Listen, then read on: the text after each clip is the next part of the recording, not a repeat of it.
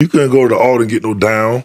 When I was in that, they even trying to come up, man, I'm take your down. You don't get no down. Yeah. But I had got the confidence to say, no, it's my down, and be ready to fight about it. You know what I'm saying? That's kind of the way it was, man. And Coach Haley, I met him when I was in 3rd grade. This dude brought me to a Vanguard practice, and I'm walking in the gym. I look at all Americans and all this stuff. He was like, "You want to be this?" I was like, "Yes, sir." And he was like, "All right, well, stick with me." And this is what I was there, and I saw it, so it made me aspire to do that kind of stuff. I always was talking, man, I'm going to college. Like a lot of dudes, like, man, what you talking about? Man, I'm gonna be all state. What's that? Steve Rim, the best athlete I ever seen from Ocala, in my opinion. Probably one of the best ever I ever seen. In all levels I played, just effortlessly make everything look easy. The best pregame speaker to get guys going, in my opinion, that I had in the NFL, Denny Green. And let me tell a little story about Chris. Me and Chris did not get along. My rookie year, I was like, hey, I told them guys, hey, listen, man, I'm gonna tell y'all something. I don't play them games. I told Chris, I said, let me tell you something. You don't talk to me, I don't talk to you. Because next time you come out to my, I hear Steve Young get on the screen and go, well, you know, Miami's been looking for a leader, a replacement for Dan Marino. They thought it was going to be Daunte Culpepper, but, you know. Let's talk about communication. Let's talk about the love. Let's talk about communication. Oh, let's talk about the love. Let's talk about communication. Let's talk about the love. Let's talk about communication. Oh, yeah. Ladies and gentlemen, this is your host, William Robinson, coming at you live today from the studios of TLC, Talk, Love, and Communication. Today we have a special guest, Mr. Daunte Culpepper, the one and only Ocala, Florida finest, ladies and gentlemen. He's going to give us some wisdom, knowledge, and understanding and how he become the man that he is today, ladies and gentlemen. This young man had went to UCF and broke every passing record, every passing attempt, every touchdown. He went to the NFL, drafted in the 1st round, the 11th pick by the Minnesota Vikings in 1999. Ladies and gentlemen, this young man has passed for over 2,000 yards, 135 touchdowns, and had a 91.5 passing rating. And without further ado, ladies and gentlemen, we're going to give this young man a special round of applause, ladies and gentlemen. Okay, how we doing there, Mr. Culpepper? Hey, man, amazing. Feels great. Amazing. Glad to be here. How you ride over us, man? It wasn't bad at all, man. I appreciate you inviting me. No, sir, it's my pleasure. It's my pleasure. Okay, so tell my audience a little bit about yourself, sir. Well, I was born and raised right here in Ocala, Florida. Adopted by an amazing woman by the name of Emma Culpepper when I was 1 day old. And loved to compete, loved to play sports, and ended up earning a scholarship to the University of Central Florida. Went to college there, played football there, and ended up getting drafted in the NFL, and was fortunate enough to play 11 years, and now, well, let me back up. I met my wife. I started dating my wife my senior year in high school, and we fell in love and been together ever since. Okay, now speaking of the wife, you know, the wife got quite a few brothers, man, that you friends with. It wasn't no beef in the beginning? Nah, man. Tyrone, man, that's my brother too, man. No, it wasn't no beef. He was we were teammates before I started dating his sister, and that was 2 years before I started dating her, and he was an all-state wide receiver for Vanguard and for myself, but nah, it wasn't no problems, man. Never no problems. You know, I always wondered why Tyrone got all them balls thrown his way. Shoot, he was getting over, man. I had to feed him. You know, let's talk about growing up in Ocala. How was life like in Ocala, Florida, growing up on Tucker Hill? Looking back on it now, man, it was a It was great. I you know, it was tough too. You know, man. Hey, coming up through, going to the alt, going to competition part, at a young age, man, that was everything. It was everything. But I appreciate my childhood and the good and the bad. There's a lot of things that, times were so different back then. Do you still hold on to those old school values when it comes to raising your children, sir? Absolutely.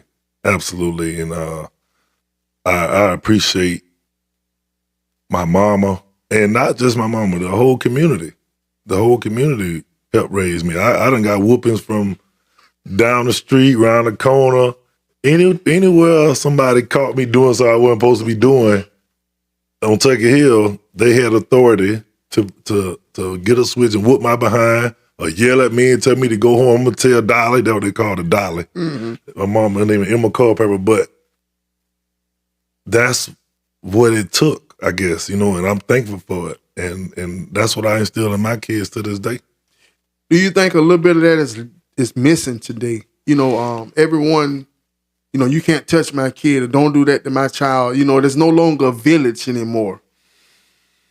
It's definitely that sense, I don't have the answers. I don't know everything, but, mm-hmm. Just looking at it off the top of my head,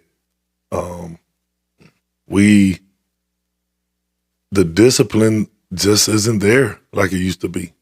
And the respect, no matter what, we knew. I cussed all the time as a kid. Mm-hmm. Shouldn't have never been cut, but I cussed.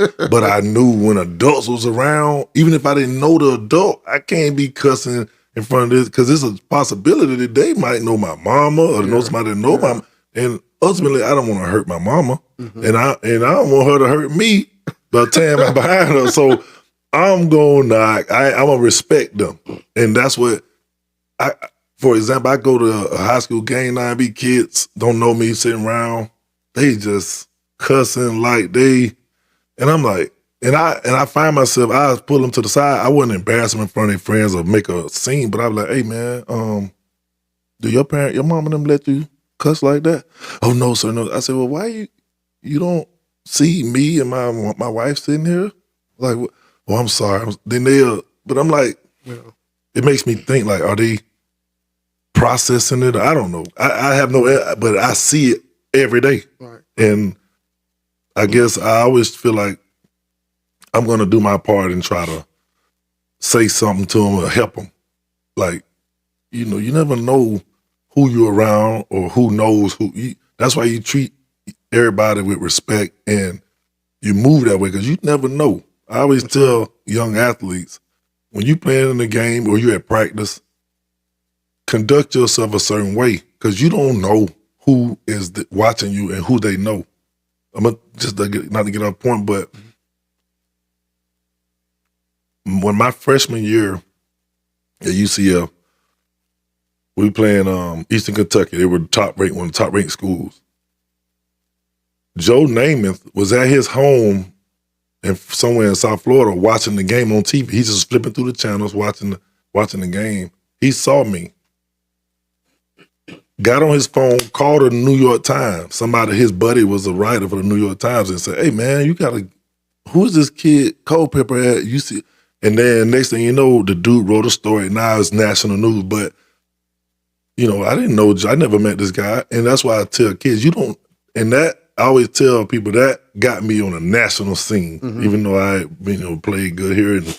But stuff like that, you never know who watching. That's why you work your butt off and be the best you can be at all times. And it goes off the field too and off the court. Carry yourself with respect yourself first. That's what I tell kids. If you don't respect yourself, you can't respect nobody else.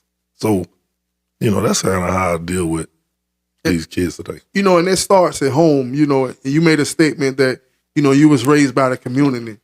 And, you being, it was at an early age, people could see some of the talents that you possessed. And as a community, we kind of cultivated it, helped cultivate it. Even guys that was quote unquote in the streets, you know what I'm saying? They wanted you to follow the correct path. You want to pay homage to some of those guys? Oh my God, absolutely, man. The first person come to mind, guy, was like 280, Glenn Langston, man. That dude was a big influence on me. You know what I'm saying? And I tell the kids, now I come back to Ocala, the alt empty, the outside courts.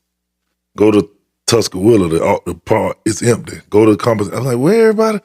And even back then, athletics and basketball was big. Even the guys that was in the streets that was selling drugs, they still played sports and they played the game. You know, there's a lot of them. And I don't know what they saw in me, but they always was like, man, you don't do this. You don't get, you know what I'm saying? It was always that with me. I don't know why, you know, but nobody ever came and said, hey man, here go a bomb, go sell it. You know what I'm saying? There was never none of that with me. I guess, I don't know. They saw it. And I wasn't no better than nobody. You know what I'm saying? Athletically, I was trying to get working, but right. I never thought like, I'm just the best. I ain't got to work. No, I worked my butt off, man. I worked my butt off, and I got stronger every year. I got stronger every year, but I can't. There's so many dudes, man. All the boys from the park, man. Alan Floyd. I'm trying to just think of some of the names, man. It's just a lot of guys that help influence me. All those guys, and I appreciate them. You know what I'm saying? And they were tough on me too. It was not just me. Any of the young guys you couldn't go to the Alden and get no down. When I was in that, they trying to come up, man, I'm take your down. You don't get no down. Yeah. But I had got the confidence to say, no, it's my down, and be ready to fight about it. You know what I'm saying? That's kind of the way it was, man. And now I come home and ain't nobody. I'm like, where everybody at? You know, are they at home playing video games? Yeah. That's what it is. You know, and a lot of, I guess the guys of our age don't hoop no more. Or, like, I don't play basketball. I'm scared to tear my Achilles. A lot of dudes our age tell that I don't play the basketball. But, you know, I was influenced by a lot of the street guys in a positive way. You know, speaking of basketball and other sports, you know, as you entered Vanguard High School, you know, you was a pretty good, I used to always make the statement, you know, believe it or not, Culpepper was probably better in baseball than he was in any sport. How would you respond to that? You know, I'll say this. People used to always ask me, you know, what's your favorite sport? Whatever season it is. You know, what you better at? What season is it right now? Straight up. That's what I'm the best at. Straight up. I wanted to be the best. And that started from Little League with Coach Rob at the Alt, Coach Tanner, you know, Pitt, all those dudes, man, you know, they helped me, man, listen. But it was always that competitive nature, that competitive fire. You know what I'm saying? You got to realize you don't win every time. I mean, and you got to pay your dues sometimes. Like Little League Baseball, it's from 9 through 12. When I was 9, I was lucky to get on a good team with Kiwanis Club, Corey Batty, Sean Nunn, all those guys. Those probably your classmates or maybe right around them. Yeah, both of them, yeah. I got to play with them, and then when they left and went to Babe Ruth, I was 10 years old. Now, it's still kids 2 years older than me. You gotta learn how to deal with losing sometimes. And see, even, you know, with you being a taller stature, a bigger kid, a lot of times you're playing with the older kids. And, you know, age, size don't trump age and wisdom and understanding. So a lot of times you're playing against older people, and that helped advance you. So when it leveled out the way everyone forced to play with Culpepper, we see the results, huh? Yeah, by the time I got to be that was my goal, man. But I say, look, 10th grade, Coach Haley, I met him when I was in 3rd grade. This dude brought me to a Vanguard practice, and I'm walking in the gym. I look at all Americans and all this. He was like, you want to be this? I was like, yes, sir. And he was like, all right, well, stick with me, and this is what you'll be. You'll be up here. Like, that's what he was talking to me. Yeah. Like, a lot of kids in 3rd, 4th grade had no idea what being an All-American and All-State. I was around that. I got to see Travis Mays. I got to see, and even the Kingdom of the Sun. that basketball tournament. That a lot of the top players in the country would come and during the Christmas break, and I was the towel boy, the water boy, you know, and I don't know why Coach Yancey, Coach Haley took to me like that. I don't know. Well, my cousin did play for him. My cousin was best friends with Travis May, his name Willie Lewis, but I was there and I saw it, so it made me aspire to do that kind of stuff. I always was talking, man, I'm going to college. Like, a lot of dudes like, man, what you talking about? Man, I'm going to be all state. What's that? Yeah. You know what I'm saying? So, and see, I think a lot of it started with the respect. You know, he saw that this is a respectful young man. You know, you yes, sir, no, sir. You had the ambition, you had the drive. And he can see that, you know, and instead of him, he wanted to cultivate that. And I think that's important. And it started at home.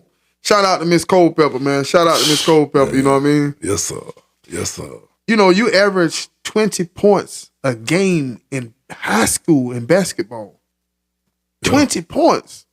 Yeah. That's pretty dominant, man. Man, it was just, that was the thing, man. I thought I was going to be a basketball player. Even though I could have played baseball. I got drafted by the Yankees. I could have did that. Basketball was what I thought I was going to do.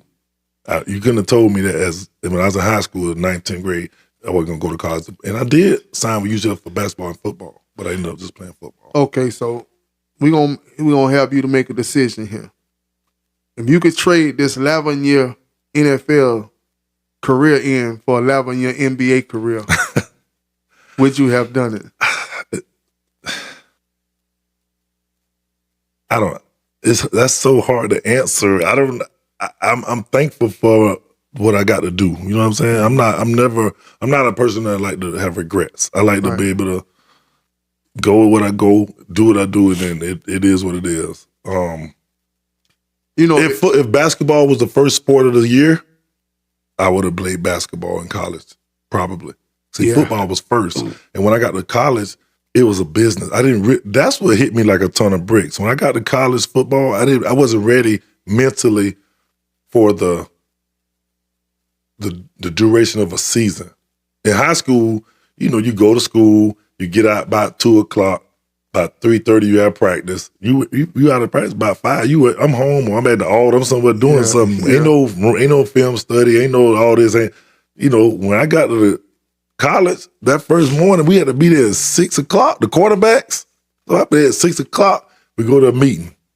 Get out that meeting, go to the offensive meeting. Get out that meeting, now you break into the office, the receivers and quarterback meeting. Now it's time for practice. You go to practice. You get out of practice, you go to lunch. Then you have a meeting after lunch. Then you have a team meeting. Then next thing you know, it's 6:00 p.m. and I've been here all day. That's the first day.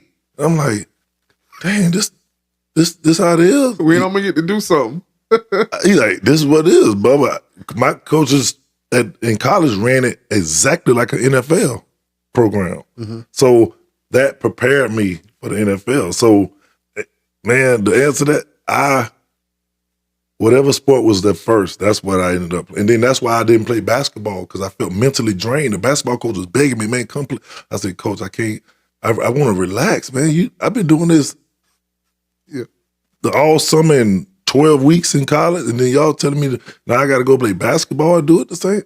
No, I decided if I can go back, I would have played though. You know,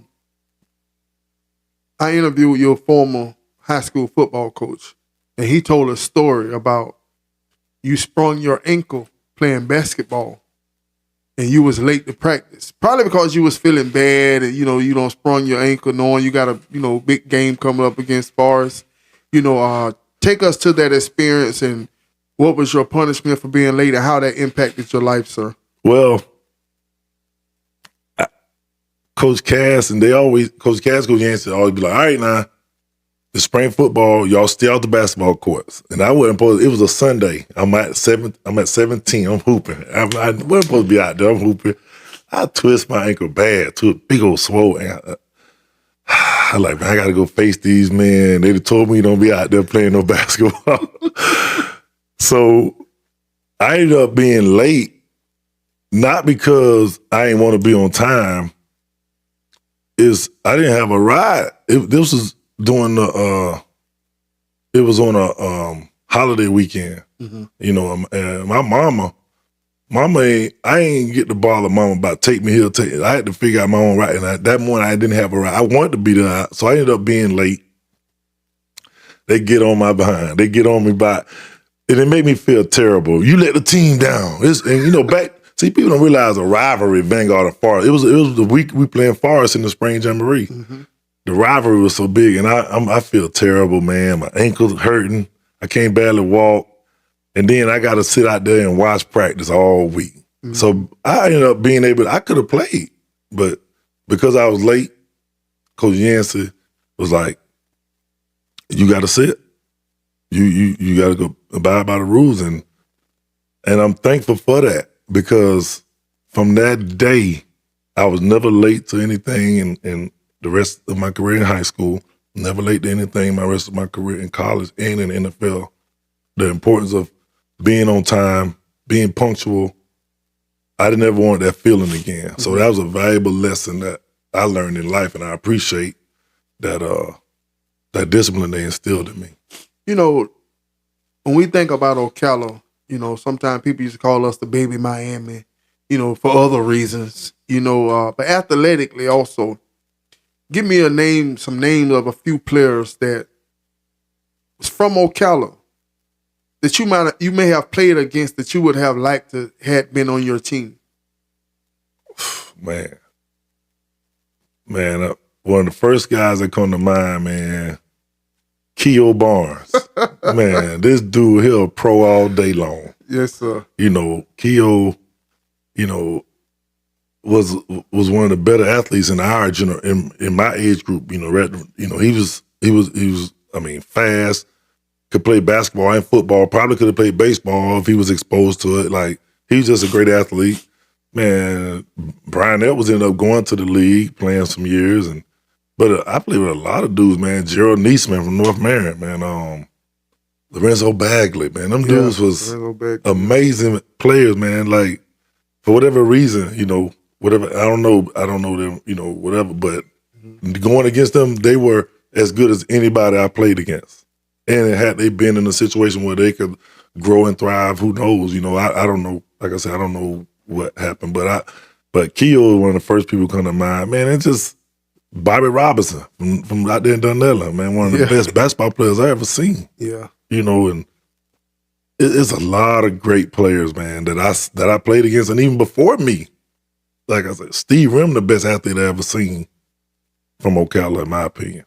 Probably one of the best ever I ever seen. In all levels I played, just effortlessly make everything look easy. You know what I'm saying? Don't look like they gotta even try hard. Just he's the only one of the few people that dunked on me on the basketball court. I can admit that. Steve, gotcha.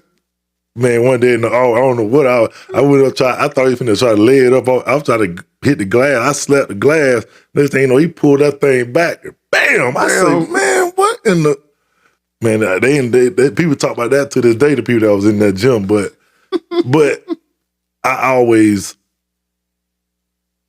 looked up to guys like him and Steve Powell. And man, I grew up with dudes that was great. Nate Palmer, you know, dudes that was amazing athletes. You know what I'm saying? So Ocala always had great players, always. What about your team? As far as your team, players that you played with, that you felt like, you know, when you got to the league, when you saw the level of talent, even when you got to college, and you might be thinking, man, they got this offensive tackle, man, my main man in high school could. Listen, I'm gonna tell you something.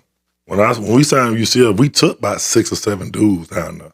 But I'm gonna tell you something. Shawnee Washington was as good as any linebacker I played with on any level. Better than some in the pros. Shawnee was like that. Von Keith Spencer. Oh, yes. If he don't hurt his knee, I know he play on Sunday. Keith Brigham, same thing. Probably the fastest player on our team that year. If Johnny Presley don't decide to go to the military, he could have played. He felt like, I don't think Johnny felt like he could have been a pro. He didn't feel it himself. But I know Johnny was squatting over 550 pounds at high school. One of the strongest. But a lot of it ain't just physical. You gotta have that is something that not quit attitude. You know what I'm saying? But Johnny still was very successful. Man, Jermaine Roberts, amazing. You know, Larry Brooks. You know what I'm saying? If Larry Brooks, he didn't play our senior year. You know, everybody had their issues, but if Larry played on, we needed one more good player. If Larry Brooks plays with us, I think we match up with Southeast a lot better. He's on the defensive side and offensive line. He was a beast. Pete Cooter, he's a white guy. He ended up our junior year. He played after our junior year. His mom moved to Indiana. If he don't move, if I could have took my whole team to UCF, the seniors, everybody gonna play. Justin Roy played, you know, defensive end for Vanguard. Ended up starting for UCF for 3-4 years. But I remember the great Bobby Bowden making a statement. You was a freshman. You played Florida State as a freshman. And Bobby Bowden made a statement about you. You remember that statement? Yeah, he said he ain't gonna play UCF till I leave. Yeah, he said he's gonna play UCF no more. Yeah. And Florida State was a powerhouse then. I mean, you had them number one team in the country. You had them on at the door. Man, listen. They ended up beating us by like 20-some points, but we was driving on them like nobody. Like that defense they had, them boys had like 3 or 4 first-round picks. You know what I'm saying? We was and most of them was on the defensive line trying to get you and linebacker. We was getting that. We was moving the ball on them. We didn't have the interior linemen to compete at that time, you know. But skill-wise, I had receivers and backs that could play anywhere. You know, to you Culpepper, you got this walk. You know your walk when you break the huddle, when you walk to the line of scrimmage, it's classic. You know what I mean? You kind of got this, and you don't when you see that walk, you think, man, this dude probably can't move. You know, might be a little slew foot. You know what I mean? He can't. I'm gonna get this big joker. You know what I'm saying? But and, you know, I actually coached against you in the spring. This was the spring of your senior year, I believe. The spring of your senior year, I believe. And we had this at the Forest. They had this, I think Minion was there. Minion was the new coach at the Forest. And they had some defensive coordinator had them been to Nebraska, and they got this scheme, and they finna run this nickel off defense, and they just, we got to stop Culpepper. And you know, and you guys came out running Johnny to death. Johnny just, just killing them. And they still want to stay in this nickel because they're afraid of Culpepper. And they got this man, they're going to blitz off the corner, and we're going to get Culpepper. He's not going to be able to throw. And that was the first time I seen a video game in real life. This guy is coming off the corner at a free blitz. And on John Madden, you know how you hit the man and they kind of just stumble and straighten up and throw it anyway? That's exactly what you did. And you was like 11 for 12. And the incompletion was a drop over the middle. And I had never seen nothing like this in my life. I'm thinking, man, this big old kid. Yo, you like 6'3", 220 maybe? All muscle. I mean, you a man amongst boys. You know, I'm like, this just jump crazy. You know what I mean? And listen, when I played quarterback, I wanted to be the most accurate quarterback. And that was number one. First, before that, I wanted to know the game plan in and out, know the playbook in and out. That's the first thing. You got to know what you're doing. 2, my quarterback got to be accurate. You got to be accurate. You got to hit guys in the hands, in stride, where they can make a play. And that's kind of how I played the game. But I also got to see Steve Bowen. I watched him play. Got to be around him my freshman year, and I saw how he was coached hard. And I grew up watching, and before I got to high school, watching Ronnie Jones.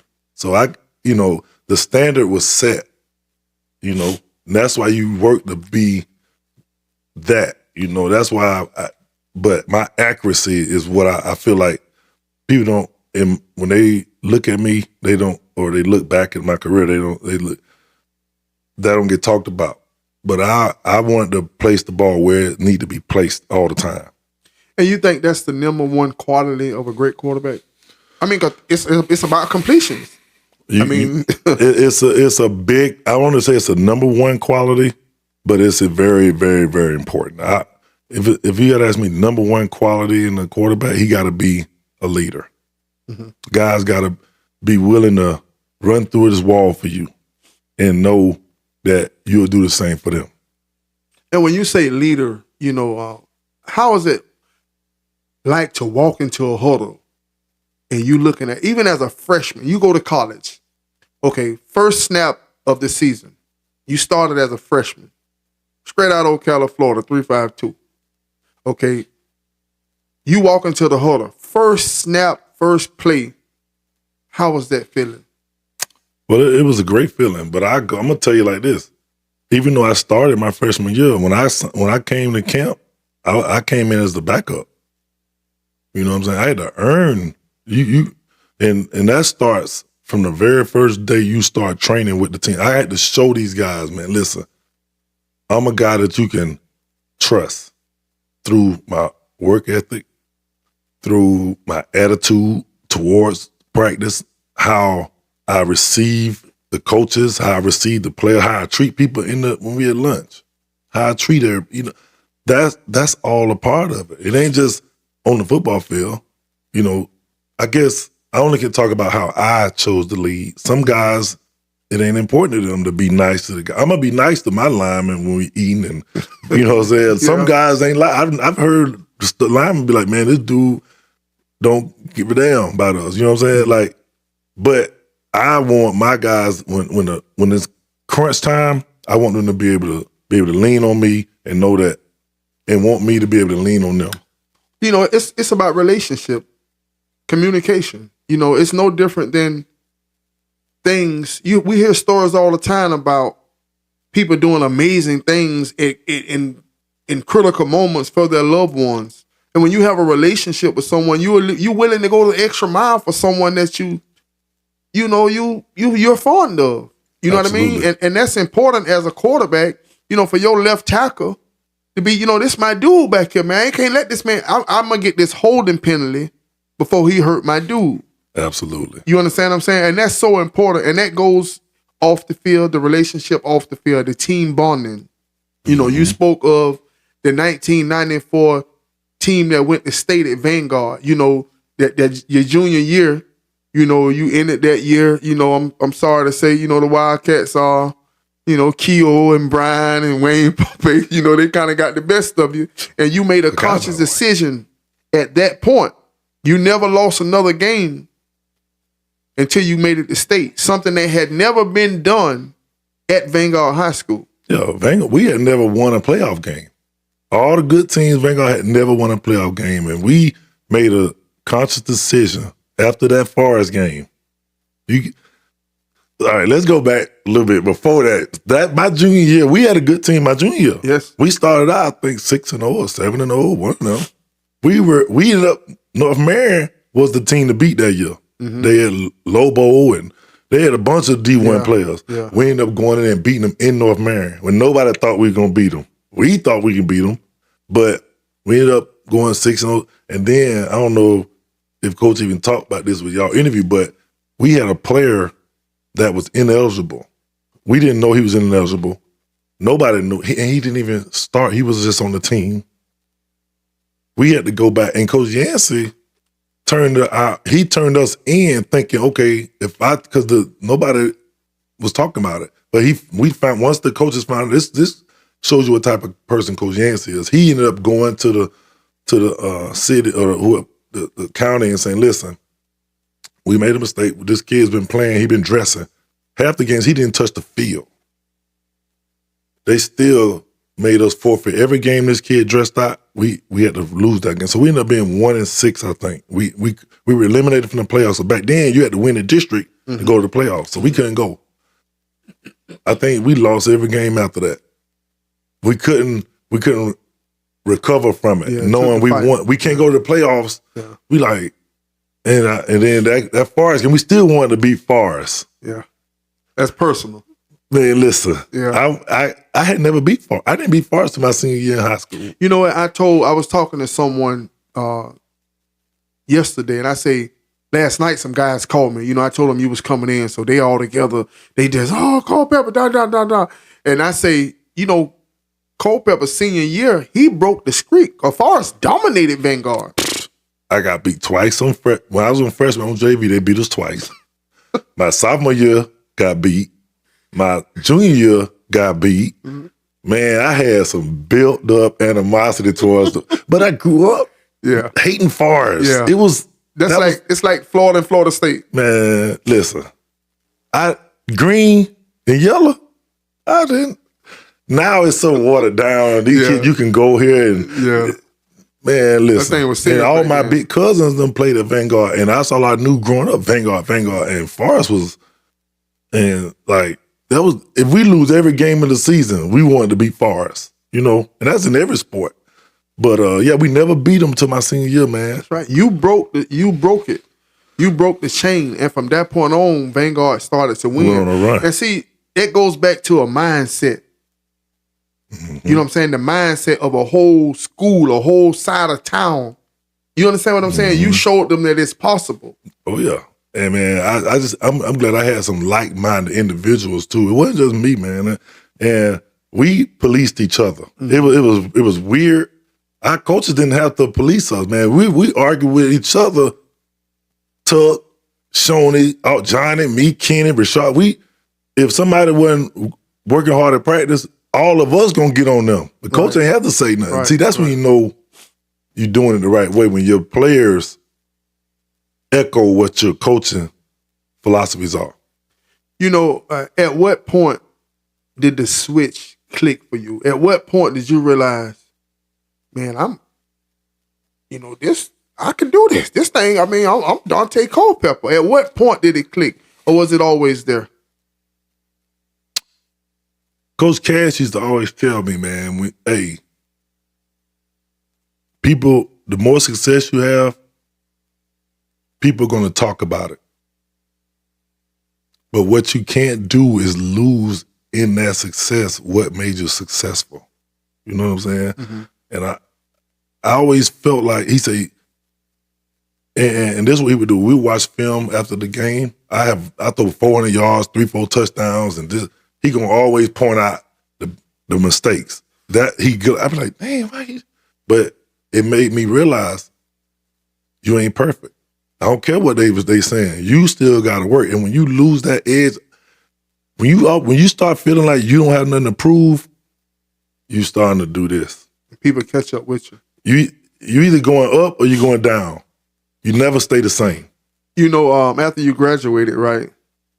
I'm gonna go ahead and say this. After you graduated, Deontay Farmer started quarterbacking, right? That's my dog, man. And D had the Daunte Culpepper look. He was about your height, about your size. He had a strong arm. Mm-hmm. And so it almost like it wasn't fair. Bro was pretty good. Bro was decent. You know what I'm saying? But it wasn't fair to him because they looking for Daunte Culpepper. Because really, if he go in there and put your jersey on, wear that number, you can't tell the difference walking off the bus. Mm-hmm. I mean, everything looked the same. Except for the walk. You got that walk, man. That classic walk. It definitely was a situation that it was expectations, and D didn't do bad, man. D was tough. It happened. To me from the sideline, I just had a sense that I could see the frustration at times, like from his standpoint. I never talked to him about it. We in D real good, but I think I could see the frustration, like, and it like I say, it wasn't fair. You know what I mean? I think you're a generational talent. We haven't had one since. Perry come through. I didn't get to see Mr. Perry play football. They say he was pretty good, but hey, it is what it is. You know what I'm saying? Yeah, Kosi was a very good player. Still playing. He playing over across seas right now. And Kosi was tough. They had a good run. I think they lost in the game for State or something, but they had a good team, real good team. Throughout your career, you being at the top, in the NFL a long time. You started in college. You started out completing your first, how many passes in college? I think I hit my first 10 or 12, my freshman year. And that was an upset game. That's the game Joe Namath called his buddy at the Sport News, one of the New York Times publications, and start talking about me. But that game, UCF, nobody thought we could beat. Yeah, UCF. EKU was like top 5 in the country, 1AA at the time. They were a very storied program. We ended up knocking them off, and that's when everybody started talking about UCF. It seems like right off the top, at every level, all of these people are special. All of these kids or players are handpicked. When you go to college, these are the best of the best. These coaches go out and individually handpick these players. You seem to rise immediately. Like those first 11, 12 passes you completed was a record. No matter what level and where you go, you seem to set records and set standards. You want to, comment on that? I think it's from preparation. Mm-hmm.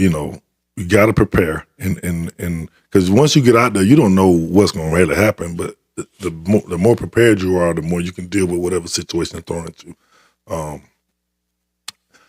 The reason I even went to UCF, my senior year, I was getting recruited by Florida, Florida State, Notre Dame. So I went to one UCF game. I went to about 4 Florida games, but the first game, it was the first game of the year. I forgot who UCF was playing, but I saw this kid. The opening kickoff, he catches it, goes to the house. I said, "Damn, dude, look! First reception, catch it, a hitch route. He shake the dude. He made him miss in the phone booth. Go by 70. Same guy. I'm gonna tell you his name. Later on, the next quarter, he catches a punt, goes to the house. Now he only had 3 touches, and he got 3 touchdowns. And then they was like, man, that kid's a freshman. I say, who is that? His name was Todd Cleveland. I don't know if he passed away. One of my good friends, he just passed away last year. But this dude was one of the best I had ever seen at that point. Mm-hmm. And I say, man, I want to play with this dude. And watching him that day, and then my relationship with the coaches at UCF, because I had a situation where I didn't do what I was supposed to do in the classroom. I was the type kid, I was smart. Mm-hmm. I did just enough to be eligible. So you got 7 classes. I would look at my schedule. I'll say, okay, let me look at this schedule here. This is my freshman year. This class I'm going to get an A in. This class I can get an F in. I ain't got to even go. I can sleep in that class. I go to this class, I get a B, I get an A here. I could get F. So these two classes I'm going to sleep in. I'm going to rest. And I did that my first 3 years of high school. Mm-hmm. Remember, I ain't getting no trouble. I ain't getting about no problem, but those classes, I just wouldn't do nothing. You know what I'm saying? Which I hated I did that. But I should have just took care of my business. But anyway, going into my senior year, and I'm getting all these letters. I got garbage bags of letters from coaches. Garbage bag. Calls. They call at my house. When my transcripts came out, my phone stopped ringing. Coach Cass pulled me out of class. This was in the spring before my spring jamboree, that jamboree you talking about. Mm-hmm. He said, Daunte, I'm just telling you right now, I talked to a few college coaches. They don't think you're going to be eligible. They're taking you off the recruiting list. And, you probably got to go JUCO or do something else. And, and I was like, it made me feel bad. I was like, dang.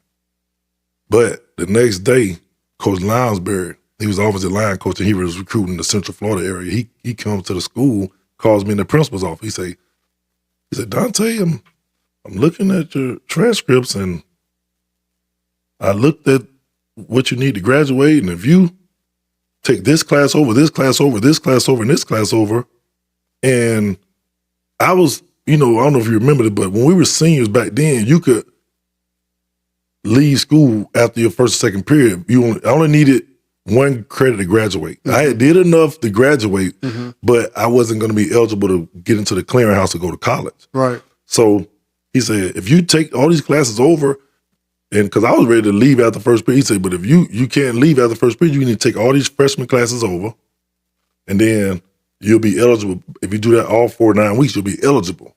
So I had to make a decision. I had to grow up a little bit. I said, all right, I'm gonna do this. So I ended up getting in all those classes. My senior year at Vanguard, on the football field, we were excelling, getting all these accolades. But in school, I'm in freshman classes. People thought I was actually dumb. They was like, why is this senior and this big old 17, 18-year-old kid in these freshman classes taking freshman English and freshman this, all the stuff I failed the years before. I had to take all those classes over.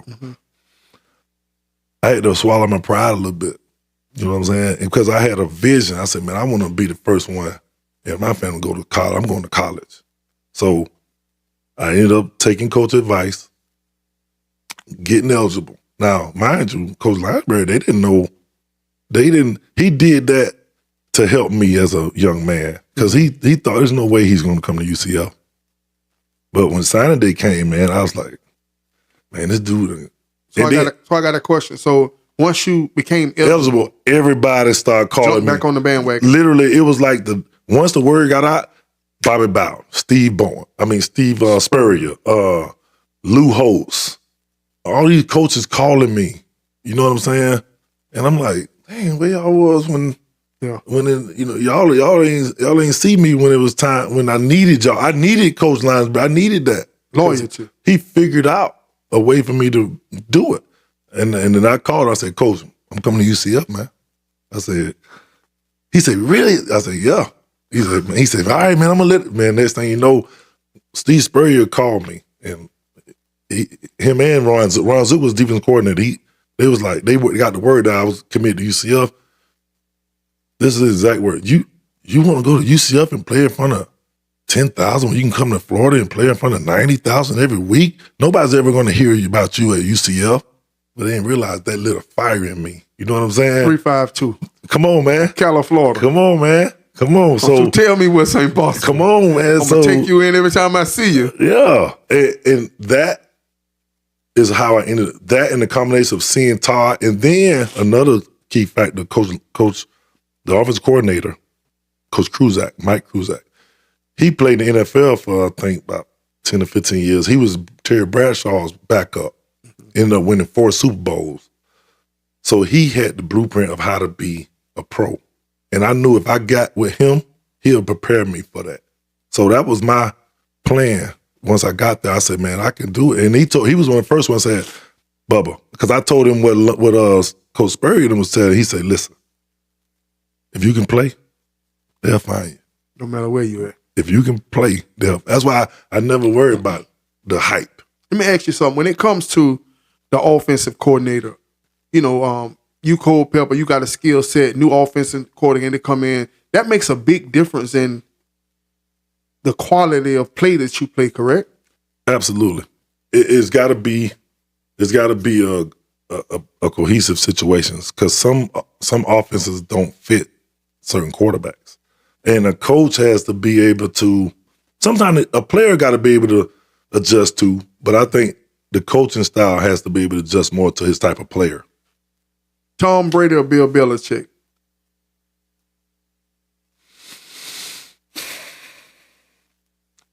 I respect Coach Belichick to the fullest.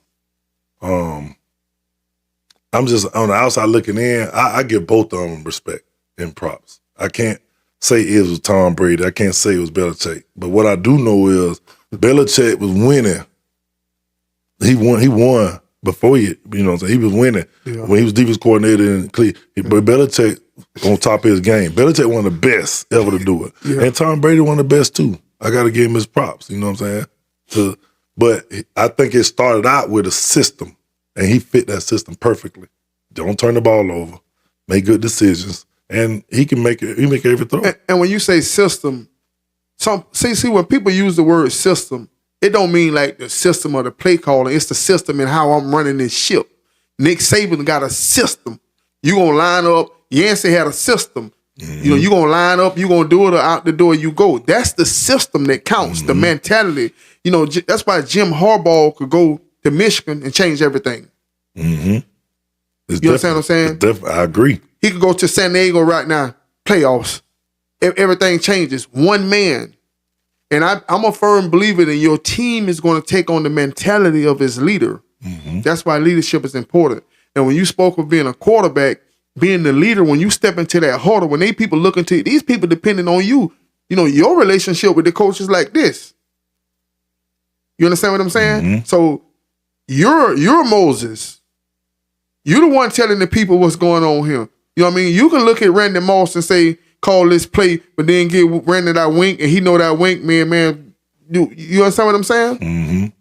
You know, so that's so important. So tell us about getting our roll on, man.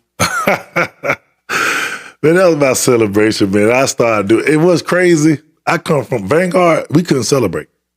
Yes, I talked about that. We could not celebrate. My senior year, we scored so many touchdowns, and a lot of games we didn't play the second half, and we was mad because we wanted to run the score up on some of these, like Forrest, for example. We scored 55 points in the first half on Forrest, and you still want to get them. We like Coach, man. But Coach, he never was that type of guy. Coach Yancey was a solid coach. He ain't gonna run it, even if, as long as you don't do nothing crazy, he ain't gonna run it. Like, he took us out. And we was like, man, Coach, man, we want to score 100 on these boys, but I'm gonna tell you a story. I didn't bring this up to him. I mean, it's the truth, but whether you believe it or not, I'm coaching at the Forest. I'm coaching freshmen. So Yancey come down and call the offensive plays. You know, so basically I'm coaching against Yancey. Mm-hmm. You know, man. Of course, I got respect for him, but you know, me 3-5-2. Buzz recorder, you know, that old school stuff, you know what I'm saying?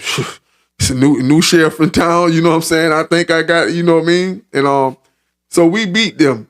You know, anytime Vanguard and Forest, that thing's sensitive. You know, that thing's serious. Mm-hmm. We beats them. He has to send the kids straight to the bus. They don't come out and shake our hand. Oh, man. He sent them straight to the bus. You know what I'm saying? You know, it's so loser. You know what I mean? Because you know, I was a little looking back. I'm cocky. I'm arrogant. Young black dude. You know, at the time I'm still young. Believe it or not, braids in my head. You know, cocky, talking junk. You know what I'm saying? I'm making my kids believe, no matter what happened, you got the best coach. You better than him. You got on green. You got on gold. And see, that's important when someone there who care about the tradition, the system, you know what I mean? So I'm making these kids believe you only good because you got that helmet on. Mm-hmm. Huh? You take that helmet off, you go put on that Vanguard helmet, you ain't good no more. And see, that's how it was. Tell me about having great motivation of coaches, you know, the speeches before the games, and you know, you don't been in the lead, you know, the difference in the styles and the leadership of the coaches and so forth. Definitely, I'm gonna say the best pregame speaker to get guys going, in my opinion, that I had in the NFL, Denny Green.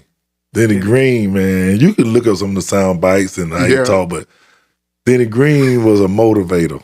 Straight from the muscle. Man, Denny Green was my guy, man. He was one, Denny got us ready to play, man. He made you talking about running through a wall, Denny just had that it factor. Mm-hmm. You know, at that level, these grown men, Denny, and he was a result type person. He didn't play the radio, and he was a player's coach. But when we strap up and we ready to go out there and lace them shoes up and go to war, in a sense, Denny Green was second to none, getting guys fired up, ready to play.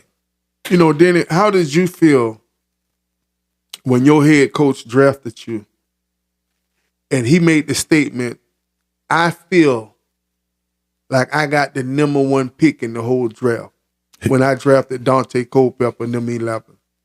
It felt amazing. I'm going to tell you a little story about Coach Green. Coach Green comes from the coaching tree of Bill Walsh. that some say is one of the best coaches ever. I never met Coach Walsh. But then he told me, he said, the day I got drafted, I never even talked to the Vikings before the draft. I talked to all the teams, the top 10, 11, 12 teams. But the Vikings had like the 17th, 18th pick. The day before the draft, I think they switched up with Tampa because I thought I was going to Tampa. Coach Dungy was the head coach of Tampa. He and Denny, that would have been serious, that boy. He and Denny would come from Coach Walsh. They coached under Coach Walsh. Denny told me when I got to Minnesota. But first of all, in the draft, he calls me like, "You want to be a Viking?" That was he on the phone. I was like, "Yes, sir." He said, "All right, we're gonna draft you." Draft me. I go to Minnesota the next day. In his office, he say, I'm sitting down. He say, "I'm gonna tell you. You wanna know how I know about you?" He said, "I got a call from Bill Walsh when you were a junior in college, and they were talking about me coming out." He say, "Bill Walsh told me you were the best football player in the college right now as a junior." Man, that makes chills go through me right now, man, to hear you say that, man. Danny Green told me that. And that, to hear that, it just motivated me more. You know what I'm saying? I'm like, let's get it. And see, respect. You know, this is his mentor, Bill Walsh. This man don't coach no more. He ain't look at him as over the hill. But for his mentor to call him and say, man, this kid is the best player in college football right now. And for those words to not leave him and for him to remember that and do what needed to be done to draft you is amazing. Yeah. Against when everybody and their mama was telling him, "What y'all need a quarterback? Y'all just went 15-1. Why y'all need a quarterback?" You know what I'm saying? Y'all got Randall Cunningham. He was the MVP. Y'all just went 15-1. We need a defensive player. Then it was like, I don't know if you remember this. I seen you. This was the summer of your rookie season. You already completed a season. And so you sat behind Randall a little bit, correct? I said the whole year. Yeah. And I remember I said something to you or something, I don't know. But I remember maybe I was around you and you made a statement to somebody. You know, this Ocala mentality, this 3-5-2 thing going on. You made the statement, you say, "Hey man, you know what I'm saying? It's time for them to step out the way, man. You know what I'm saying? It's going my turn. It's finna go down. You know what I'm saying? It's time to get a roll on, baby." Yeah. You know what I'm saying? Yeah.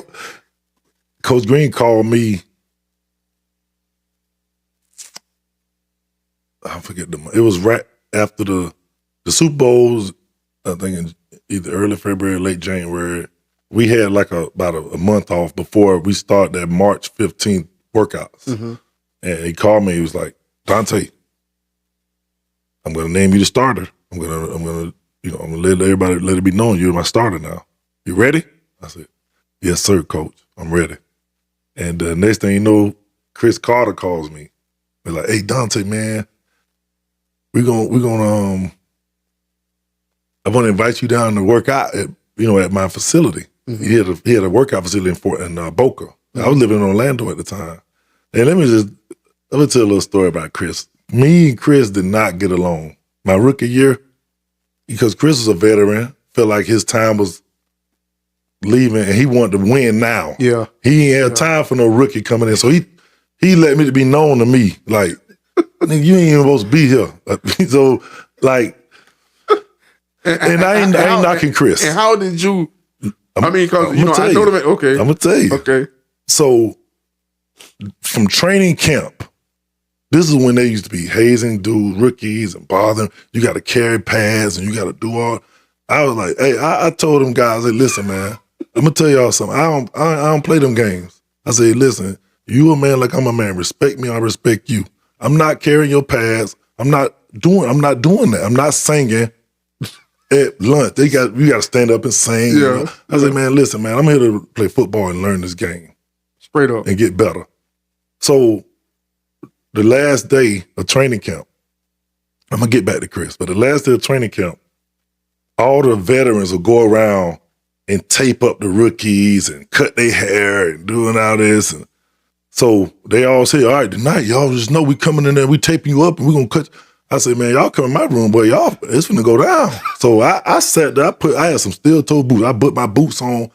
I'm sitting there, I'm waiting on them. They all come and they get the key from the people down the door and they come in my room all on. And they'll tell you, all the linemen came in there. It took about, they ain't up taping me up. But boy, I gave them a fight. Boy, I'm talking about they talking, just let them tape me. I was like, no, man. I'm throwing them. Boom, boom, I'm slamming them. Man, they'll tell you, I was throwing them so they ain't never seen nobody like that. But I was like, man, I ain't going for it. Straight respect from there. But exactly. But get back to Chris. Me and Chris didn't get along, man. I did not like Chris Carter my rookie year. This dude couldn't stand me. And now he didn't like, it wasn't that he didn't like me. It was the situation, his career, his legacy. Coming in, why are we drafting? We shouldn't have never drafted. I think I even heard him say, we shouldn't have even drafted you. I was like, man. And so one day at practice, this was probably like week. We had about 3-4 games left. I told Chris, I said, Chris, let me tell you something. You don't talk to me, I don't talk to you. Because next time you come out your mouth like that, I'm going to bust in your mouth. Period. Straight up. I told him, I said, man, so we didn't talk. Me and Chris ain't talk. I'm talking, we walked by each other in the lunchroom. I don't speak, he don't speak. For about 5 weeks left. And then so I go back to Orlando. Then he calls me, say he going to name me the starter. My phone rang in 5 minutes. It's Chris. Hey, Daunte, man, I'm going to invite you down to work. I'm like, I ain't coming with you, man. I'm like, dog, I ain't call him out. Yeah. Like, I knew what it was. He the starter now. I got to gain this relationship with him to better, you know what I'm saying? But it was good. I went down there, worked out with him, Moss, and it was other professional athletes there. And that was the first time I was around, Hall of Famers, Isaac Bruce, man, a lot of dudes that came down there and worked out with us every day. And I was able to gain their respect by how hard I worked and what I did, you know what I'm saying? And then, the rest of history, once we got to training camp, Chris was one of the most vocal guys. He always talking. Yeah. Still talking. And I had his respect. And then and that translated to the field. We did numbers because he know what I could do. When he break and I throw it, he had that confidence that, hey man, this Culpepper gonna put the ball where it's supposed to be, and I'm gonna catch it, and we're gonna be better. We ended up, I think we won our first 6-7 games that year. Is his hands really that big? Chris got big, huge hands, but I think it's his hand-eye coordination. Chris is the best hand-eye coordination person I've ever been around. Chris can run a 10-yard out route, and once he break out and he sees the flight of the football, Chris can look back at the defense and catch the football without even looking at it. That's how good his trajectory of the ball is. His hand-eye coordination, second to none. Who's the best route runner that you ever played with? That's a tough one. Chris definitely is at the top 2, top 1, probably the best. When it comes to body control, footwork, Chris knew how to get open. He gonna get open. One-on-one, I don't care who it is, he getting open. So it's third down and 6. This is, get in the field goal range. Daunte Culpepper get to go to the Super Bowl. Who you want to throw the ball to? Definitely Chris Carter. That's like I say, because I got the confidence he gonna get open. The dude ain't gonna be draping all over him. Every now and then it's like that, but he gonna get open. I'm gonna throw it to Chris. I always tell people, they like, who the best receiver you play with? I can't answer that, but I can tell you in that situation, I want Chris. Now, if it's a one-on-one situation and it's a deep ball, I want Moss. I want even over Calvin Johnson. I'm gonna tell you something, man. Remember when Moss went to New England? Mm-hmm. And they lost that Super Bowl. And Moss was 3 steps behind everybody. And Tom ain't have the arm. Boy, I stood up and shouted. I said, "Boy, when that was Culpepper, that'd have been a touchdown." Hey, touchdown. man, listen, dog. I always tell people, man, that Moss, man, he was something different, man. And I played with some bad, but Calvin Johnson, another one. You played with Calvin Johnson? Yes, in Detroit, 2 years. Calvin, Megatron. Listen. If the government wanted to clone a person to be a soldier, Calvin Johnson is it. This dude was 6'5", about 240, running a 4.2. I'm talking about vertical leap over. He the highest jumping human I ever seen in my life. When we did the off-season conditioning and we have the testing part of that at the end, you know the thing where you jump and do the vertical leap and it spin, those things that spin, they had to build an extra thing for Calvin jumped to the top of that.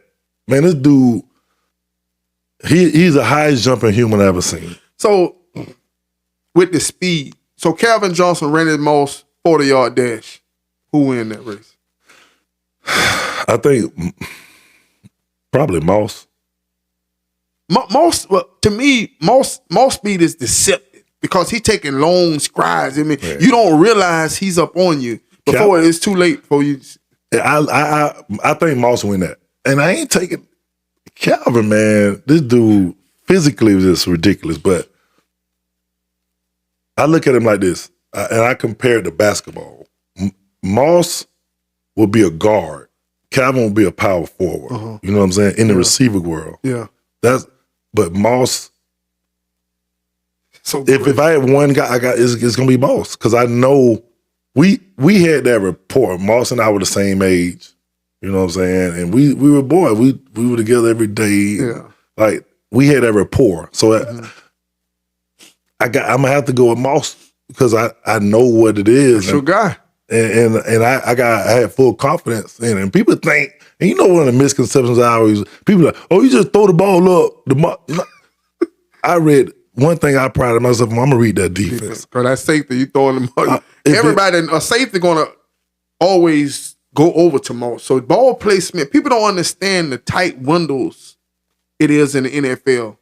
You know, I'm a Dolphin fan. I'm still a Dolphin fan. And a lot of people are hard on Tua. But Tua ball placement is phenomenal. I mean, people don't understand what it's like. I mean, you got to be accurate. The ball placement, the manipulation of the eyes of the defense, that one little looking off, people don't understand. You just can't just take the ball and throw it straight to the man. You have to look off. You have to. It means something. It means something. I knew, and that's from coaching too. My coaches also would emphasize this. Moss can get a lot of attention.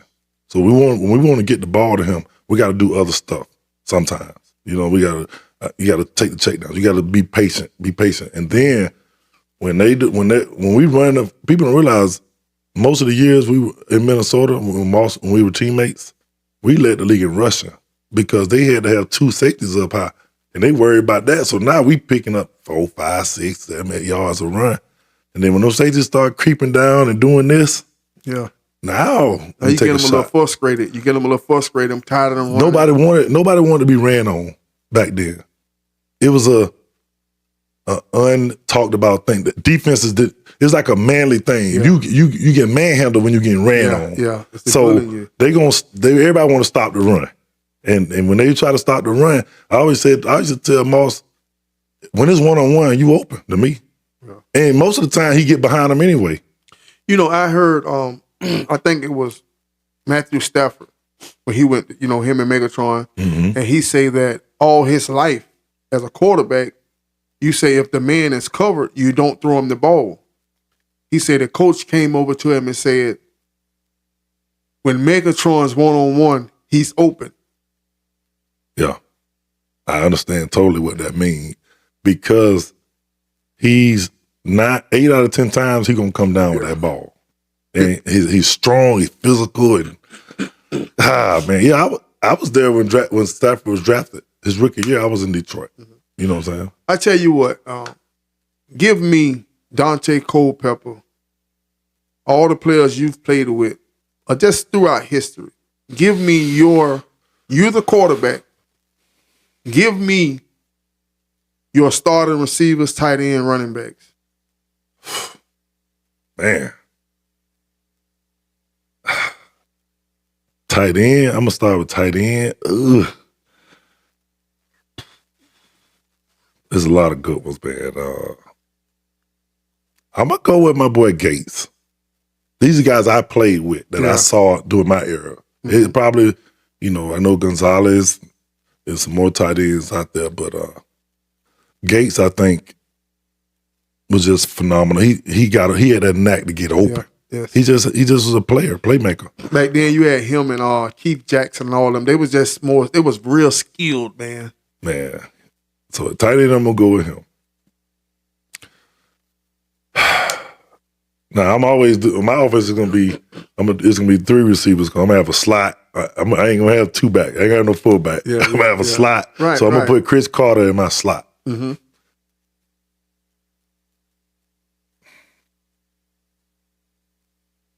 Moss and Calvin. Who you running back here?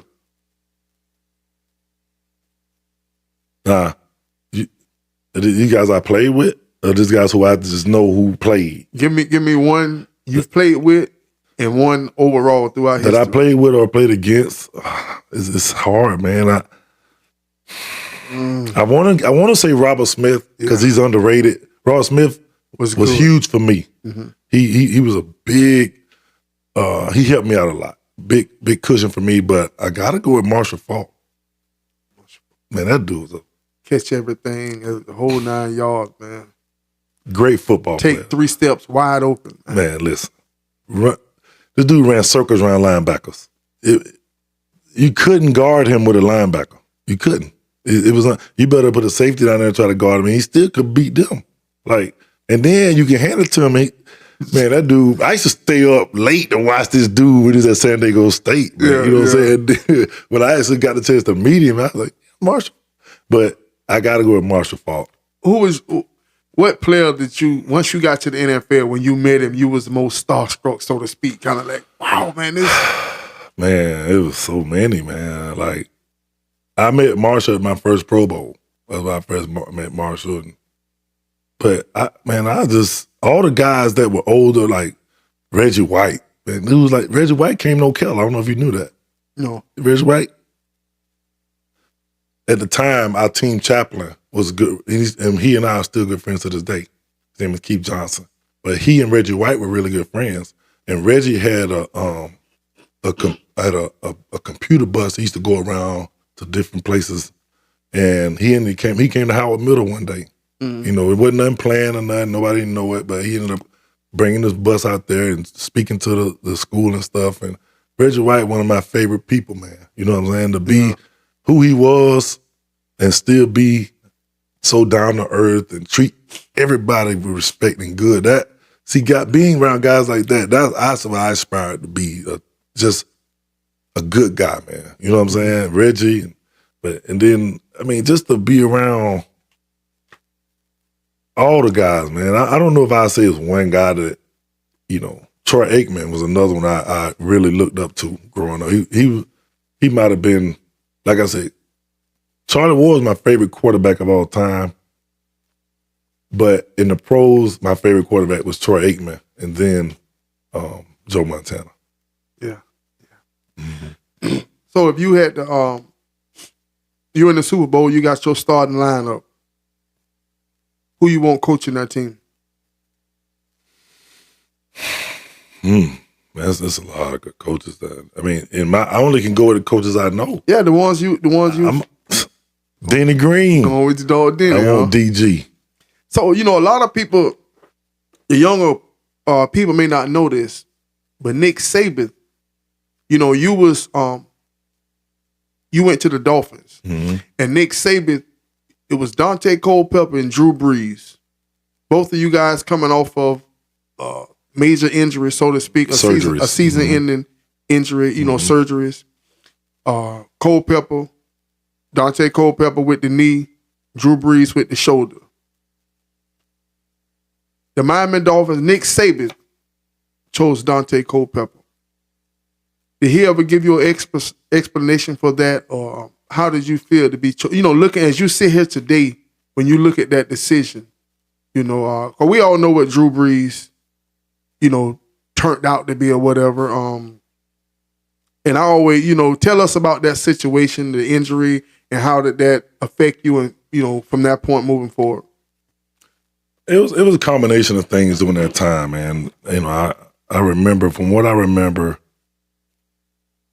Coach definitely wanted me. I don't know.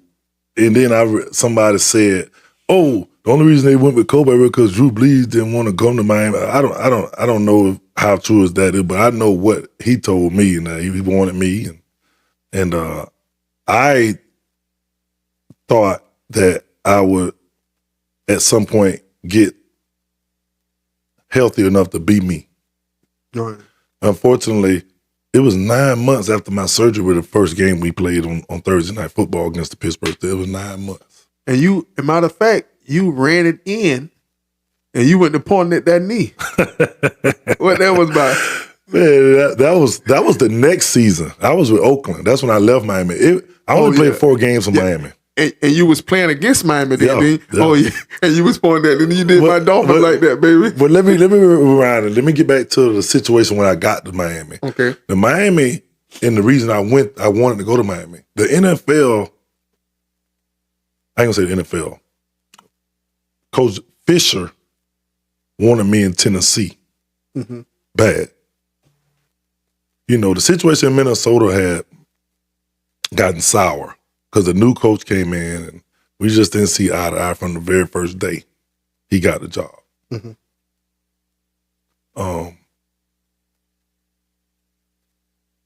So it was pretty clear that I wasn't going to be in Minnesota.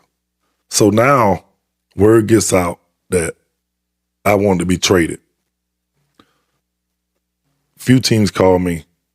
Coach Fisher calls me, and his exact words were, "Daunte, we're going to trade for you. You finna be a Titan."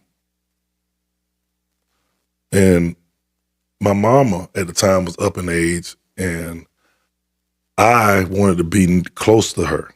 Mm-hmm. So I was like, and then Coach, Miami was interested. So I was like, man, I want to go to Miami. Miami had won their last 6 games. They had a strong veteran. They had Jason Taylor, Zach. They had a Chris Chambers, McMichael. They had a good team. Chris Chambers. Ricky Williams, the biggest reason, Ricky Williams, I wanted to play with Ricky Williams. I felt like, did you give me a running back like Ricky Williams where the safety got to worry about him? I'm gonna break the I'm gonna throw a lot of touchdowns. I'm gonna get a lot of completions because now you got to be one-on-one outside. When you one-on-one outside, I'm gonna get completions. Pitch and catch. Pitch and catch. So that was my thinking. I'm playing with Ricky. I tell Coach Fisher I'm not coming there. I do the deal. I come to Miami. Now I'm in rehab. I'm progressing greatly, but I didn't realize I could run straight, almost fast as I normally could. I couldn't move how I wanted to move. Mm-hmm. But back to the key thing. Why did I want to go to Miami? I wanted to play with Ricky Williams. Ricky Williams gets suspended. My starting center has surgery on his neck. He can't play. What was his name? What was the center name, man? My mind be foggy. I normally know every Dolphin starting lineup. He was a starting center. He started the year before. He's a good center too. He's good, but he ended up having neck surgery. Big blow to us. Not having Ricky, big blow. And it was a combination of things, man. We go into Pittsburgh, we lose. We ended up 1-3, I think, the first 4 games, and then my knee just I had to go back and have surgery, so I ended up having my knee scoped after I think the 4th game or whatever, and then I ended up going on injured reserve. Mm-hmm. So I'm done for the year. And, I think once I did my knee surgery, the second time during the season with the Dolphins, if I stayed there and they keep that team together, I think we could have been good. But again, Coach Saban left. He's the one who brought me there. Mm-hmm. And then the new coach came in and he wanted to bring his guy in. Trent Green. Yep, he wanted to bring his guy in. So he didn't even want me to compete with Trent because they already did the deal. They already gave him his money. And so it was like, he came in and was like, we're going to trade you. I was like, nah, y'all just cut me, because it was early enough that I could find another place. They held on to me to the. Why do you think they do that? You'd have to ask them. It hurt me because all the spots, it's like musical chairs in the NFL. Yeah. Once the spots are up, you're on the outside looking in. So that's kind of the situation that happened that year. So I ended up just saying, you know what, I'm gonna retire. I ended up saying I'm done with football, and I had a bitter taste in my mouth, and then I started getting calls from teams. Al Davis calls me. I go out there, play for Al, and Kiffin was the coach, and I love Al Davis. Was a great man. I respect him in the business of football. He's one of the most respected in my eyes. I love Al Davis. But Al wanted me to stay in Oakland, but they had drafted Jamarcus that year. But I told Al, I want to be a starter. And he was telling me, he was like, I don't think they're going to let you start nowhere. Yeah. And me thinking, I was my own agent at the time. I'm thinking, man, you know what? That's just him bantering going back and forth, want me to sign with them. But lo and behold, I'm thinking if I'm healthy, I can start on one of these 32 teams. Yeah. It didn't happen. How big is once a narrative get out about you in the NFL? Like once a certain narrative hit, how fast and quick is that circulated and holds power? It could be very detrimental to you. And I'm gonna tell you a little story about that. When I was in Miami, this was after I went on IR. I had a suite at the game, and that particular game, the Dolphins, I forgot who it was playing. I was supposed to be at home, but I ended up deciding to go to the game. I'm on crutches. This was after my surgery. So, and to talk about narrative, I'm watching the game. Steve Young and Joe Theismann doing the game. Mm-hmm.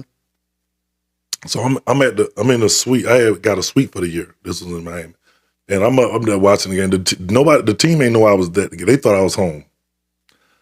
So I'm listening to the commentators talk, and then I hear Steve Young get on the screen and go, well, Miami's been looking for a leader, a replacement for Dan Marino. They thought it was going to be Daunte Culpepper, but, he's just not that guy. He's been missing meetings, and he just started ripping me. I'm like, what? Missing meetings? Yeah. So I know. I said, hold on. I got my crutches. I'm out a day or two out of surgery. I'm on crutches. I get my crutches. I walk up to the booth. It take me about 45 minutes to get to this booth. I knock on the door. Theismann opened the door. He said, oh, Daunte. I was like, hey, can you have Steve Young come out? I want to talk to him. 352. He comes out. Now, I ain't never met Steve Young. And I got a lot of respect for Steve Young. Yeah. Loved him as a player. But I hear him saying on national TV that I'm not a leader. I'm missing meetings. I say, whoa. I say, let me tell you something. See, you got bad information. I don't know where you got that information from, but I've not missed a meeting that wasn't warranted. Now, if I miss a meeting because I have something to do with my knee, that's one thing, but I'm not just missing a meeting. Yeah. Never in my life have I done that. Mm-hmm. So that was wrong. And I said, I need you to go and retract that. So he gets back on. He says, I just talked with Daunte. He's a stand-up guy. And I did get bad information. So he straightened it.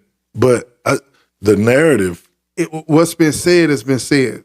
And it's kind of like being in the court of law and they make a statement and the judge say, well, y'all recant that. You can't untake what someone has heard. Mm-hmm.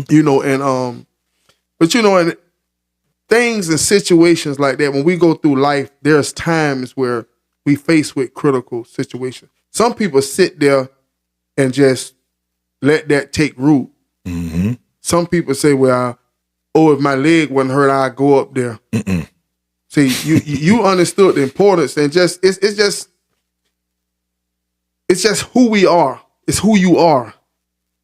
You know, man, I'm going to handle that. Chris Carter. This man been in the league all these years. I watched this man play as a kid.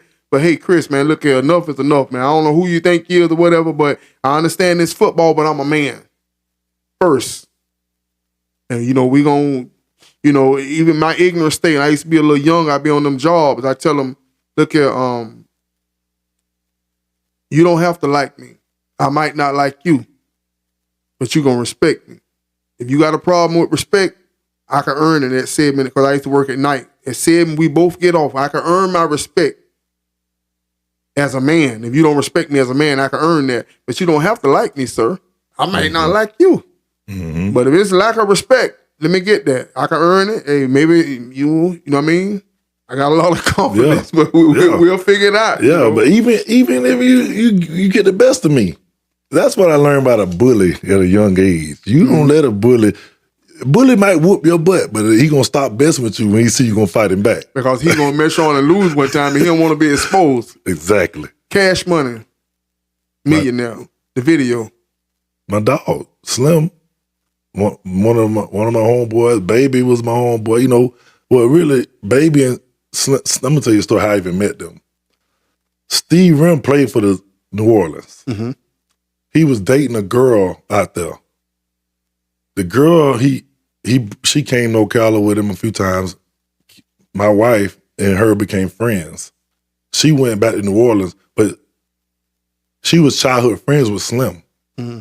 So they were having a show in Miami at the time, or maybe Orlando one, but some kind of way my name came up. And so he told her to tell Kim, hey, tell Pep to come to the show. So I ended up going to the show, hanging out with him, and me and Slim gained a rapport and was pretty cool. And that's how I hit off. And that's just simple as that. We became friends for years. 2002 cover of the John Madden NFL football game. Awesome.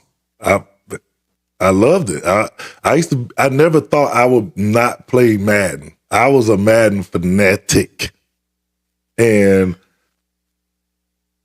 once I had my surgery, I didn't play the game as much anymore. And then eventually, I don't even play Madden. And I'm like, if you just met me back, you'd have thought, I thought I would play Madden until the day I'm gone. How many, you used to play with Daunte Culpepper? I only played with me. People was like, I only played with I don't know why, I only played with me. I'm going to tell you, I got a friend, Kevin Pinckney, right? Mm-hmm. You know, I'm big boy Dolphins. I mean, you want to fight me, just start talking bad about Dan Marino. You can get you a good fight in about Dan Marino. And back then, Dan was still playing. You know what I mean? So I'm Dan Marino. I ain't playing with nobody but the Dolphins. And Kevin Pinckney, he used to play with Culpepper. And I'm going to tell you something, man. I remember I was playing and, you know, it was like fourth quarter or something like that. And I'm winning. Cause you know, sometimes the game are over, you know what I'm saying, or whatever. And boy, you threw that ball or what you call it, man, and he got my man and shook him off and I couldn't catch him. I'm like, no. So it's gonna mess my season up. So I had to go cut the button off. So the button was, you want the L? I didn't want that L, man. Yeah, hey man, I played with me, but before I got in the league, the Cowboys, so I played with Aikman. Aikman was that's why I wore them at 8 for Troy Aikman. Okay. If you could instantly master any skill set, what would it be? Computer coding. If you could have dinner with any 3 people, dead or alive, who would it be? Man, it's a tough one there.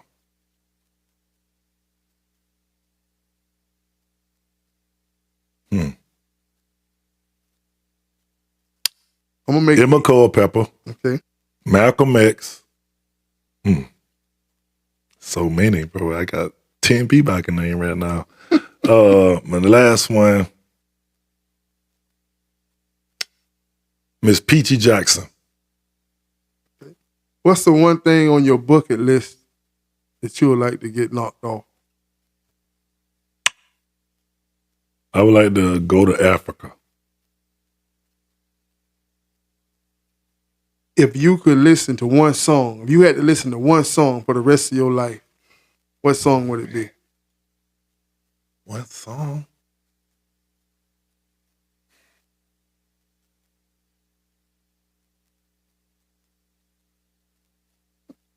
Eye of the Tiger. You want to be motivated. That thing gets you right, don't it? Eye of the Tiger, baby. You better believe it, dude. What's the most challenging thing you've ever accomplished?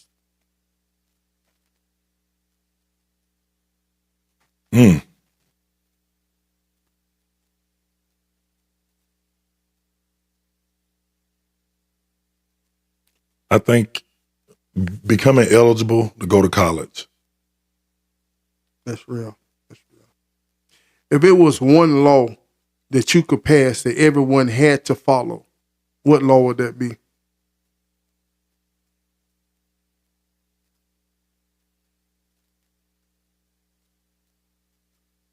Treat people how you want to be treated. I'm going to name a few players and you give me 5-10 words about that player, sum them up in fewest words as possible. Kenny Clark. Amazing. Great football player. Great athlete. Great person. Rashad Jones. Only 4-time All-State player in the history of Vanguard, I think. I might be wrong, but I don't know if it's been many 4-time from their freshman year to their senior year to make All-State. Philip Yancey. Great coach, great mentor, disciplinary. Jim Haley. The man with the plan. The man with the plan. His arms reach longer than anybody in the sports world. He knew everybody and anybody. Dennis Green. Great motivator, great mentor. Just a wonderful human being. 280. Tough, smart, gritty, and was a hell of a basketball player. Randy Moss. Arguably the best receiver ever. Great person. Great competitor. Nick Saban. Great coach. Winning coach. And he was also a great motivator too. Chris Carter. Probably the best hands ever. One of the best receivers. And love to talk. Robert Griffin. Oh, Griff. One of the hardest hitting safeties I've ever played with. Great player, great guy. Glad to have been a teammate of his. Tlc Robinson. Oh, man. Big Pete. Man. Well, hey, one of the toughest, man. I remember you, baby. Hey, tough guy, solid guy, and I never was his teammate, but I definitely respect him as a athlete and remember how serious he was about football. Okay, we're going to play a game called Fill in the Blank. I'm going to ask you some questions. You ask them random, quickly, precisely. No right and wrong answer. Okay. I've always wanted to.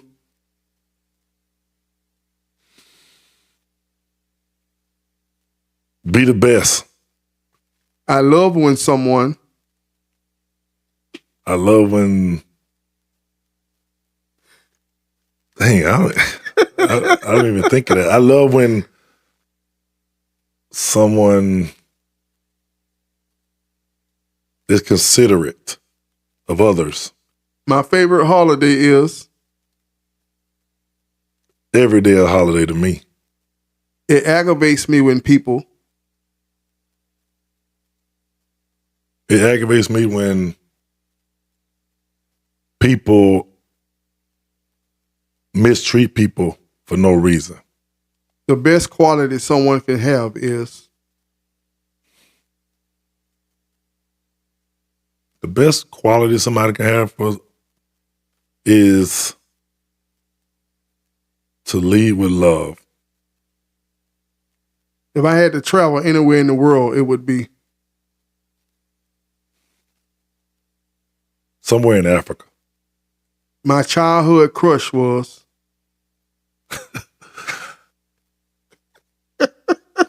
Whitney Houston. Ooh, you better get up on me, boy. You better get up on me. My favorite movie is I'm a movie buff. I have to get them in categories. My favorite movie. Oh my God.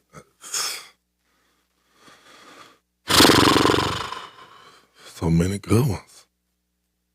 I'll come off the top of your Shawshank Redemption. Okay. If I could go back to any age, it would be when I was 1 day old and lived my life with my mama again. My greatest strength is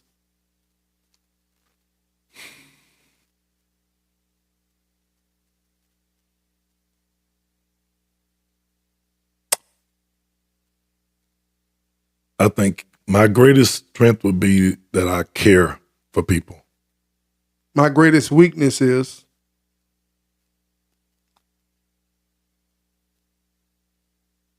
My greatest weakness is probably caring for people that don't need to be cared for sometimes.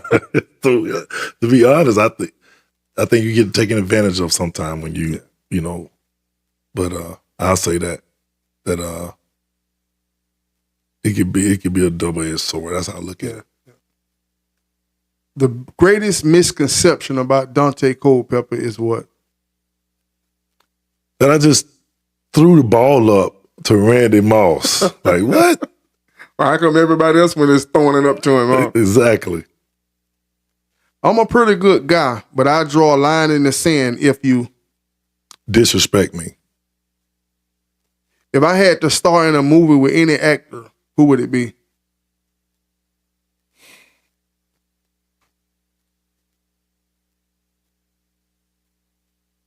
Gotta go with Denzel Washington. Whitney Houston or Aretha Franklin? Whitney Houston. Dan Marino or John Elway? John Elway.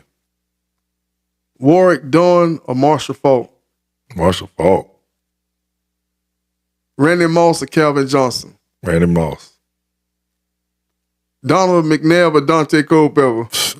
Culpepper, man. Come on.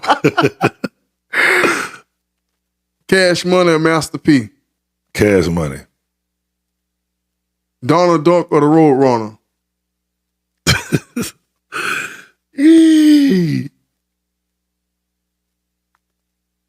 Roadrunner never lose. I gotta go Roadrunner. Roadrunner never lose. Kenny Clark, Rashard Jones?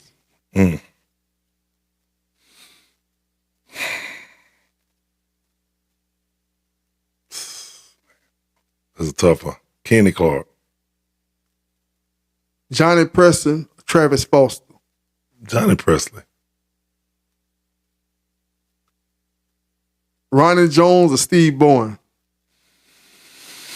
Ooh. Ronnie Jones. Tyrone Rim, Derek Ponder? Ooh. I played with Ty. I think Derek was a better player in the long run. But Ty was good too. I gotta go with Derek. Okay. Gotta go with Greater Hopewell on that one. Okay. So that's the last part of that episode, that part there, sir. So what we're going to do now, this is called AMA, where you, Daunte Culpepper, get to ask me, William Robinson, anything.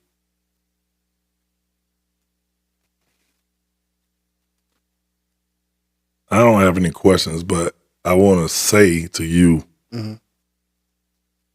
I think this is absolutely great what you're doing. Keep doing it. I appreciate you inviting me here, let me be a part of it.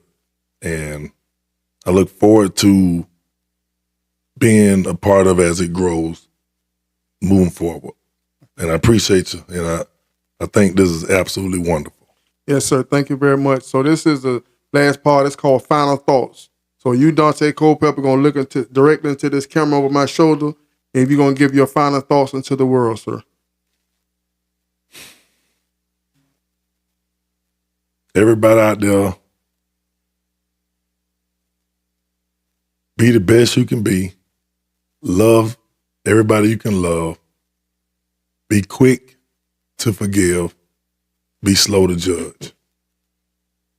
That's right. Those are the final thoughts by the one and only Daunte Culpepper, ladies and gentlemen. It has been a wonderful, wonderful, wonderful, wonderful episode, ladies and gentlemen.